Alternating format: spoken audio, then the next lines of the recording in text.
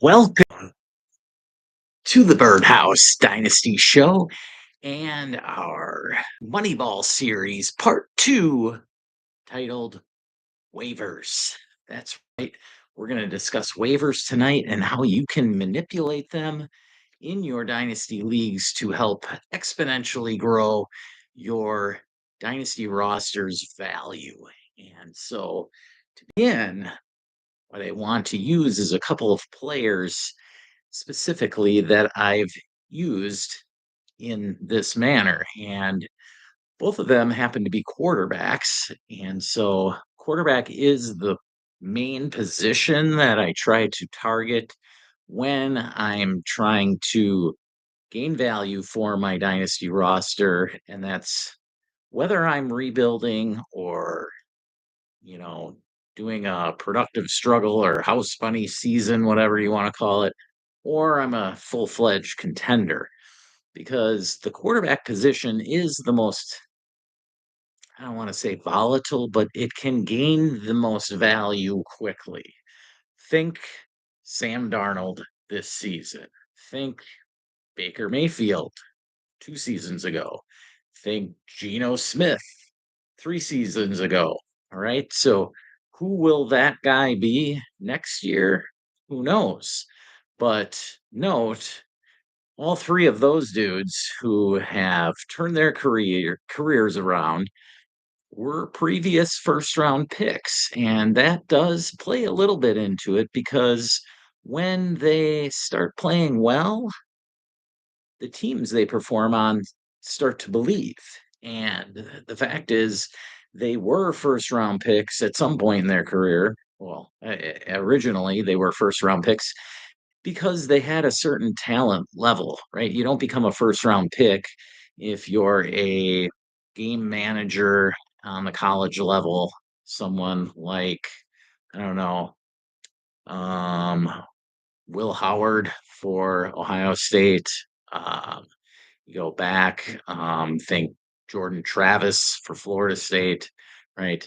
Just a couple of examples of guys who were picked, or Jordan Travis was picked in the fourth round. Will Howard probably, who knows if he'll be picked, but third, fourth, fifth round ish talent this year coming up. And so, what I like to target are guys who most others have given up on, whether that's because they spent too much on them in the original startup or a high rookie pick or an expensive trade.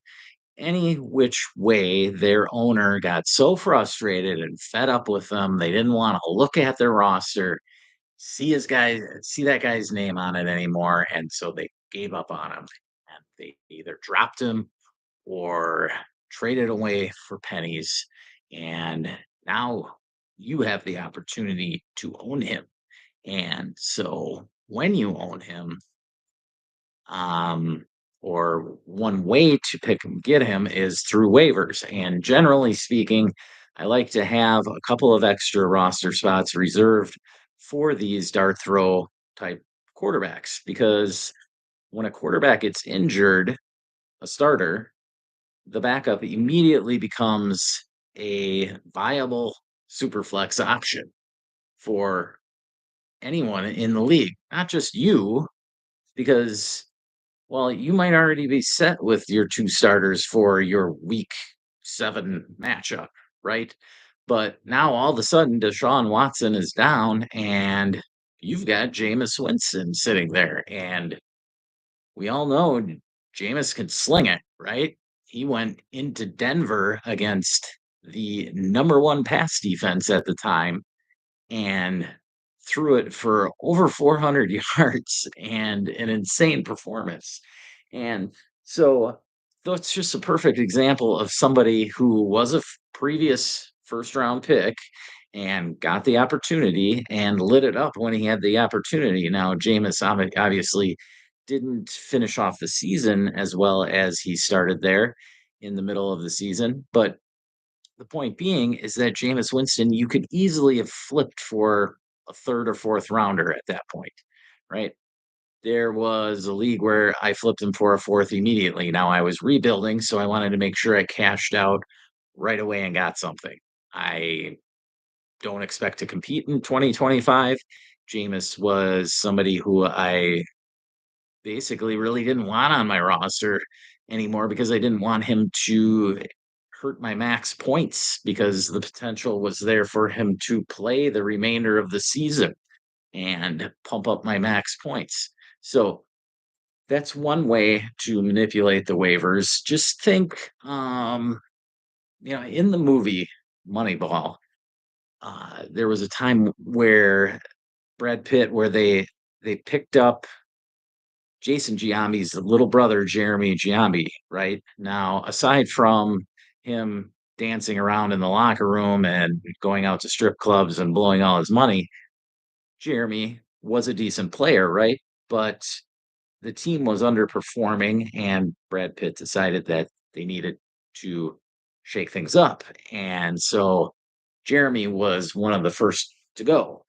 And if you remember, what they got for Jeremy Giambi was a very middling type outfielder in Dale Mabry, as well as cash, right? Now, when baseball teams make trades, their way to even things out is cash. When we make trades in Dynasty, the equivalent essentially would be a fourth rounder or maybe some fab, right? Now, I love to, when I'm rebuilding, especially, but not just rebuilding, even if I'm contending, I like to get a third or fourth rounder thrown on the back end of the deal. Now, if I'm trying to acquire the top end player in the deal, right? That doesn't mean you can't ask for a third or fourth rounder on the back end. If you're getting a high end asset, right? Like let's say going into this year's draft, you are looking to acquire the 101, right? And you're firing away three solid picks to acquire that first rounder. Not just first rounder, but the 101. Let's say you're giving up two firsts, two decent firsts, like the 103, a 26 first, and uh and the 202, right? Why not ask for a third or fourth in the 2026 or 2027 draft, right? Is that pick really going to matter that much that the guy acquiring these three nice assets is going to be like, oh, no, no, no, no, that's going to kill. See, that's what you have to look for. And that's one way in picks you can use it. But when we're talking waivers, when you're looking to, like use the example of Jameis Winston, you want to get what you can for him. Now, Sam Darnold was somebody who I've, not just me, but others I've seen in my leagues, they've actually been able to acquire picks for him multiple times. If you can remember, Sam Darnold was cut once before, right? At least once before, basically twice before, when he was cut or traded away from the Jets. Then he was released by the Panthers, signed with the Niners, and had a decent outing or two. Then he was released by the Niners, and the Vikings picked him up. Okay, so multiple times he was actually cut by his NFL franchise. And so it's very likely he was available in most of your dynasty leagues. Now, a deeper format, like a 16 team or 14 team format where more quarterbacks are generally rostered, maybe he was hung on to. All right. But in your generic 12 team, start 10, start 11 league, um, you know, beyond beyond the backup quarterbacks, only a very few third string quarterbacks are still rostered. Like maybe Trey Lance, I'm thinking of, guys who had tremendous talent. So these first round types. But there comes a point where even Trey Lance becomes expendable, especially in like a best ball league, right? Because best ball leagues, you want to limit the amount of zeros on your roster. So that's where somebody like Trey Lance becomes available. Now, Trey Lance is a prime target to become what Darnold, Baker, and Geno were, right? First round talent, didn't perform in San Francisco, got moved to Dallas for what was it, a fourth or fifth round pick. They did not pick up his fifth year option, Dallas. So now Trey Lance this year is going to hit the open market and literally consign with 32 NFL teams. I mean, Dallas could bring him back theoretically. But the point being that what could happen with Trey Lance is he's going to go into a situation possibly where he's in a quarterback battle. And let's say he goes to a team that has just drafted a second round quarterback. Okay. Let's use I don't know, Cleveland Browns for an example, right? So Cleveland is sitting on technically another re-injured Achilles by Deshaun Watson somehow. So he's probably not going to play much in 2025, right? Jameis Winston's a free agent. So literally, DTR is the only viable quarterback option right now. Now, does Cleveland actually draft a quarterback at number 2 in a weak quarterback class? Maybe not. Maybe they go after Kirk Cousins, but maybe they go after somebody like Trey Lance and Sam Darnold. Okay. Maybe Trey Lance actually looks better than Darnold in camp, and maybe Darnold gets banged up, and Trey Lance all of a sudden is starting week 1. Okay, well, you could easily cash out on Trey Lance for a second rounder then, because theoretically he might play the whole first month of the year. And that's just one example. Let me think from that class, trying to think, Mac Jones. Mac Jones, another prime example. He got quite an opportunity this year with the Jaguars, and he was picked up by a lot of people this past off season because he was Trevor Lawrence's backup. And in some cases, he was not even picked up. Mac Jones was definitely on waivers in some of my leagues, but in other leagues, I had picked him up earlier. So maybe I still had him. Whatever. The point is that you get a guy like Mac Jones on waivers and he goes into a quarterback battle. Let's say the Raiders, right? Okay. They cut Garner Minshew theoretically, and Aiden O'Connell's still there, but he's kind of meh. And the new regime is just out on Aiden O'Connell. So they bring in Mac Jones and Trey Lance. Wow. What do we got here? Right? Looks like a quarterback battle. The Raiders in this situation are basically playing the game that they're going to end up with another top 5 pick in a better quarterback class for the 2026 season. So what you've got here is the opportunity for Trey Lance or Mac Jones to be the quarterback for the entire season, which is exactly what happened to Sam Darnold, right? So this is where I'm getting at with the quarterback situation. Okay. Now back to that example from Moneyball. If you remember, they got Mabry, an outfielder that because they were running a certain program there that got on base, he was never, from what I remember, a high average hitter. He hit about 230, 240, but he could hit the long ball once in a while and he walked. Okay. Much like the hero of the movie, Scott Hatterberg, right?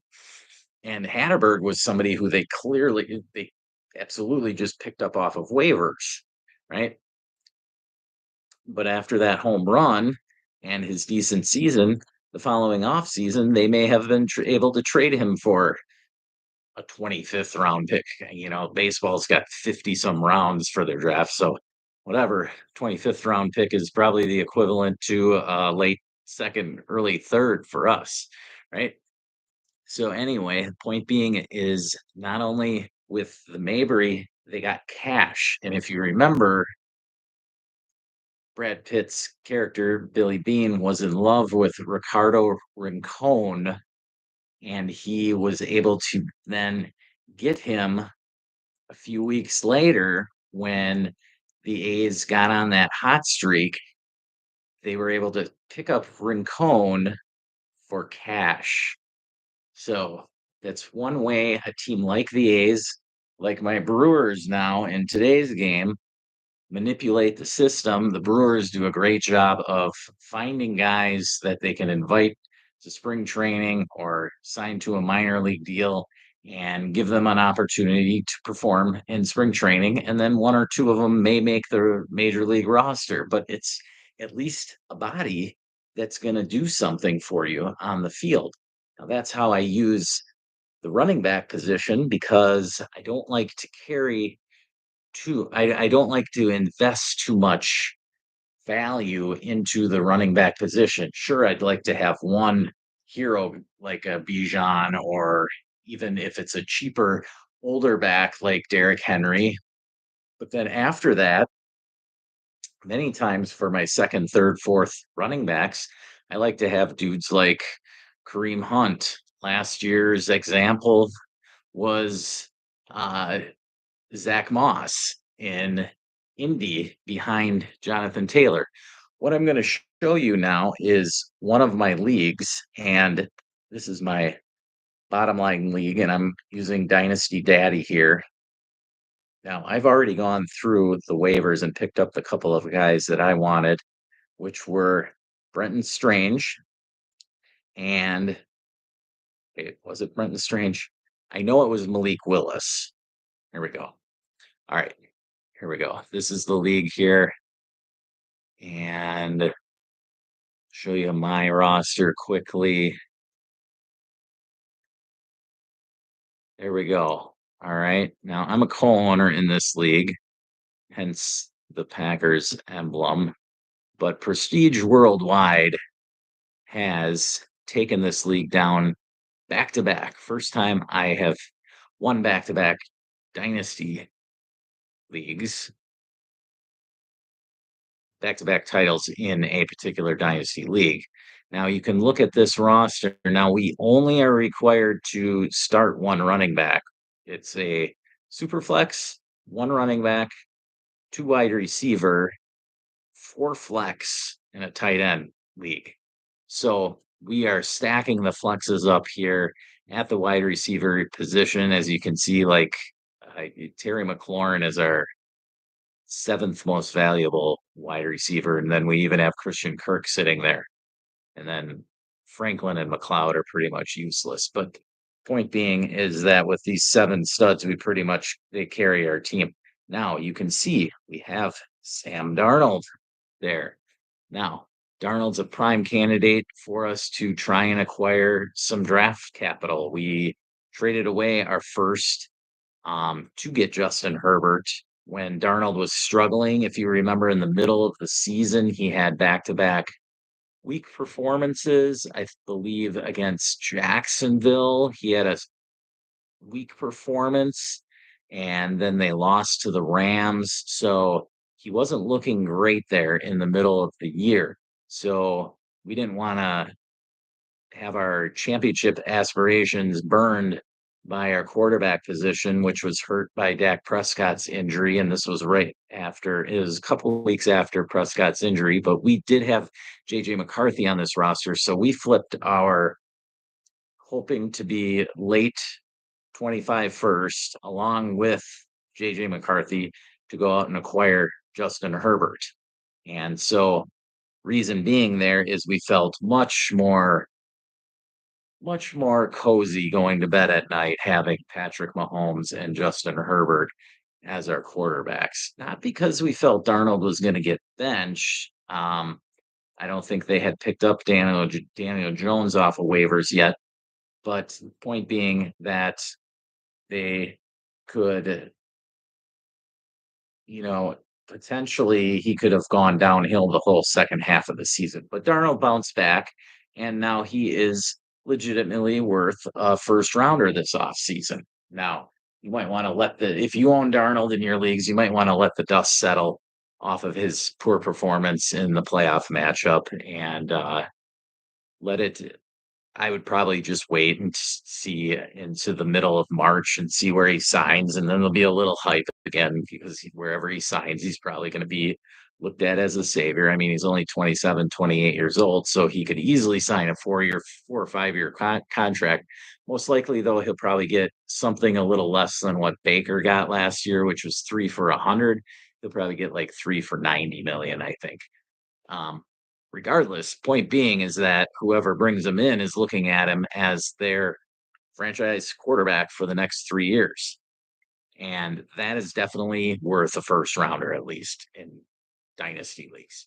Now, just because Darnold is the least sexy of our four quarterbacks, Mahomes, Herbert, Darnold, Prescott, doesn't mean that that's the guy that we necessarily are going to trade. We could easily trade Prescott. We could easily trade Herbert. We could easily trade Mahomes. Now, Mahomes is probably the most stable of the four quarterbacks, so I kind of feel like we'd want to hang on to him and then look to deal one of the other three, Herbert, Darnold, or Prescott, whichever one we can get the best deal out of. So we don't need to do that right now. Herbert's coming off of a bad performance as well in the playoffs. Dak's coming off of an injured season where he was out half the year. So we kind of want to let our guys stabilize their value again, maybe have the rest of the league see that this quarterback class is kind of mediocre. All right, for the rookies. And then some of these teams here that have weaker quarterback situations, such as, oh, I don't know, let's see here. Um, Inadmissible, right? Well, I can tell you right now that Red Rocket Express, Open for Business, and Inadmissible all really just have one starting quarterback right now. I know Red Rocket Express does have McCarthy as a second quarterback, aside from Jaden Daniels. So he may not feel he needs one of those three guys, but the other two really only have one quarterback. So that's why their value at the quarterback position is so low. But this is what I love about Dynasty Daddy is that you can see here when you are strong at one position, right? Like, oh, we could trade any of our wide receivers and we'd still be probably the number one ranked wide receiver team in this league. So but obviously, I mean, Terry McLaurin coming off of a career year here is probably the prime target to get rid of. That doesn't mean that we necessarily have to trade him. We could trade DK, Drake London, JSN's. His value has risen up pretty well. So I don't think we want to trade one of the top three dudes, though, because their value is so stable. They're probably going to be ranked around the same value this time next year. So we'll probably look at trading any of the next four guys. All right. But that's the point. Be flexible. Be flexible with your roster and make sure that the bottom of your roster, as you can see here, I've got a lot of high end value, but then we don't have too many middling guys here, right? Got a lot of bottom end guys, and that leaves us for a lot of flexibility. This is how we were able to. We picked up Kareem Hunt off of waivers, and this leads into the running back position. You always want to have one or two spots on the bottom of your roster to be able to pick up running backs because dudes turn from the third or fourth running back on their team into the first or second running back on their roster like that. How many times does the top running back go down with a season ending injury in a game? Then the next guy comes in and takes over for that game. But by the end of the game, he's now hurt, right? So then all of a sudden, you're going into week 8 or 9, and the third stringer is going to get all the touches in week 9. And it's potentially not just for one game, but 2 or 3 games.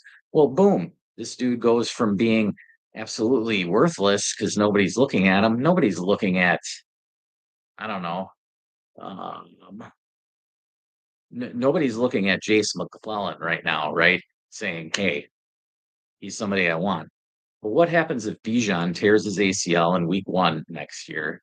And then Tyler Algier comes in and plays a couple of games, but then he, gets a high ankle sprain and he's out 4 or 5 weeks. Well, if you look at this Atlanta roster as of right now, let's say they don't draft any running backs because they feel they're strong at the running back position, which they are pretty strong. I mean, Jace McClellan from Alabama is no slouch, really, but he just doesn't get any opportunities. So that's why he's worth so little. Point being is that Jace McClellan could easily turn into next year's Jordan Mason, right? How much was Jordan Mason worth at this point?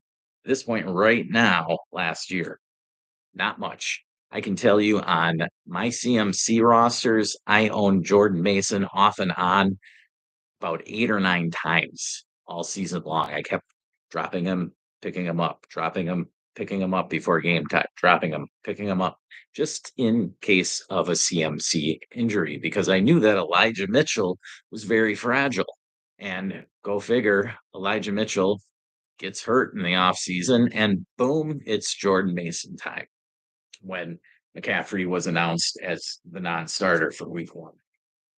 So that's where you can gain value out of thin air at the running back position. Now, the key is to know what you're in. If you're in a situation where you're rebuilding, you want to flip that asset immediately and get something for it, whether it's a second, third, 2/3, whatever. It's free, stable value. If you choose to sit on him and let him play for a game or two, he might get hurt. The other guy might come back a week earlier than thought, and all of a sudden, bam, he's back to worth nothing. Okay. So just look into that. Think right now, think Will Shipley or Kenny Gainwell, right? Saquon goes down. Everybody thinks Saquon's indestructible right now, right? Well, guess what? A lot of people not necessarily thought Christian McCaffrey was indestructible, but a lot of people did pick Christian McCaffrey in the top 5 of their redrafts.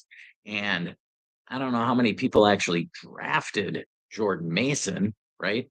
Jordan Mason got picked up the last week or two of preseason by a lot of people. But if you drafted in the last week or two of the preseason, I don't know if you necessarily drafted Jordan Mason, but all of a sudden he was the hottest thing in fantasy football.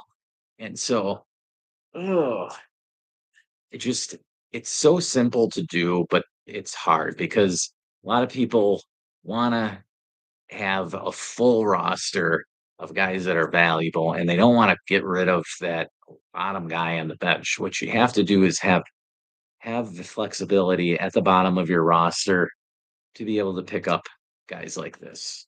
Let's see here. Chandler's got a question. Don't want to miss out on that here. Chandler, thanks for joining tonight. So, okay, you got a couple of trades. Yeah, Chandler, you can go ahead and post them.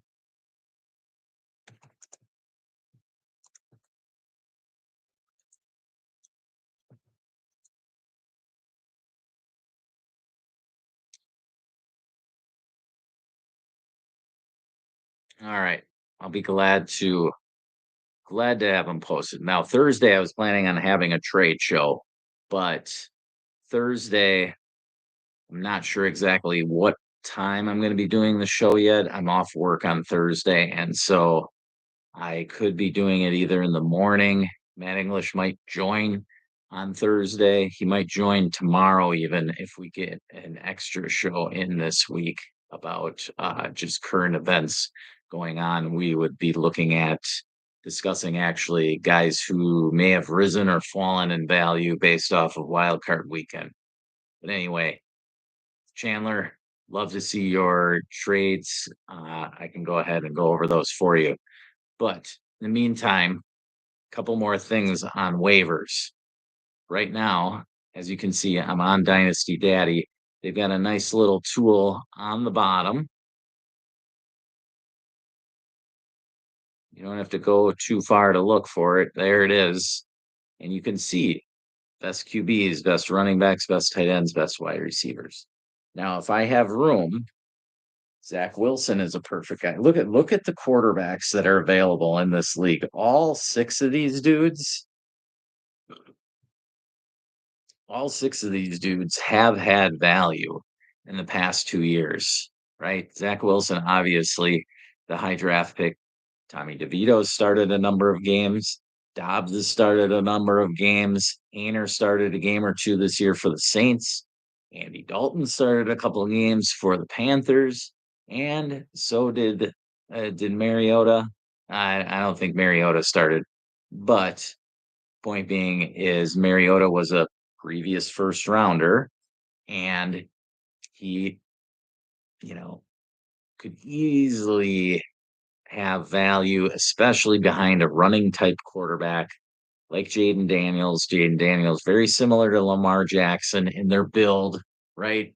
And we've seen Lamar Jackson's injury history where he's missed 2 or 3 games here and there a lot of times in his career. So Marcus Mariota is the ideal type of quarterback that you want on a roster.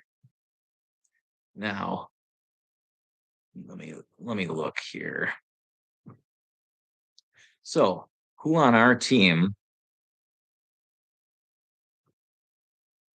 is there a waiver move?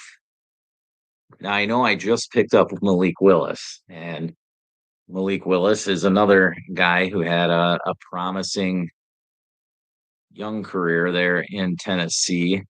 Was drafted later than most had thought, but when he got his opportunity in Green Bay this year because of a Jordan Love injury, he produced fantasy wise. It wasn't pretty, but he produced. Now, look at this. I think I have DTR on. Yeah, DTR we've got on our taxi squad. So not sure which one of these guys we could probably maybe drop Ray McLeod for Mariota. If that would be the one. I'll have to think about that one. Um, Thing is, Ray McLeod at this point, what does he really have of value, right? He was nice here and there this season. Somebody that you could have plug and play, but we really just picked up Ray McLeod for defense, honestly. And Drake London had a little bit of an injury issue late in the year, and that's kind of why we picked up McLeod because of injury and the possibility that we would plug him in if Drake London was out because Mooney was injured and Drake London was banged up. So it was the potential there of McLeod actually being the wide receiver 1. But we all know that McLeod had a decent season as the wide receiver 2 and 3 this season, starting kind of in the middle of the year. He did have a good season, a few weeks there where he was startable. Definitely in best ball more so than lineup league because he was kind of hard to trust in a lineup league. But again, like Ray McLeod now, he had a good season, but what can I really get for him? I don't even know that I could get a 4th rounder for him, right? That's the point that I'm making here in that wide receivers and even tight ends, they're hard to actually get value for in draft pick compensation, even when they've had decent seasons. Okay. Taysom Hill, again, I picked him up after the season. Somebody had dropped him. But if I went out there and tried to actually get a draft pick for Taysom Hill, I'm probably going to get crickets. Okay. It's the quarterback and the running backs because of the injury volatility at those 2 positions that are keys. You want to be able to have a revolving door for those 2 positions so that you can cash in and then cash out quickly. All right. So that's all I've got on waivers. I'm going to leave it for you. Any questions, go ahead and leave them in the comments. I'll check back from time to time. Chandler, if you want to leave your trades in the comments, go ahead. Otherwise, if you want to buy me a coffee at buymeacoffee.com/Birdhouse Dynasty Show, check that daily. So I should get to that for you. Or you can always get into the Patreon and get involved with our Patreon. I've got all my rankings on there. Great place to gain some knowledge and ask questions there as well. Patreon.com/. Birdhouse Dynasty Show. That is my waivers. Next week, finish up this Moneyball season with the most important aspect of Dynasty, and that is trading. All right. Thanks for joining us tonight. Remember, never stop working.